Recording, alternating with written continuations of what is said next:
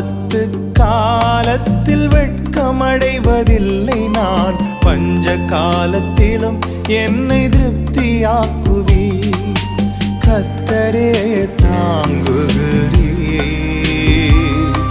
என் பாதையிலே நோக்கமாய் உள்ளீர். என் வழிகள் ஒன்றும் பிசகுவதில்லை, என் அடியை உறுதிப்படுத்துகிறீர். என்னை கர்த்தரே தாங்குகிறீர், என் பாதையிலே நோக்கமாய் உள்ளீர். என் வழிகள் ஒன்றும் பிசகுவதில்லை.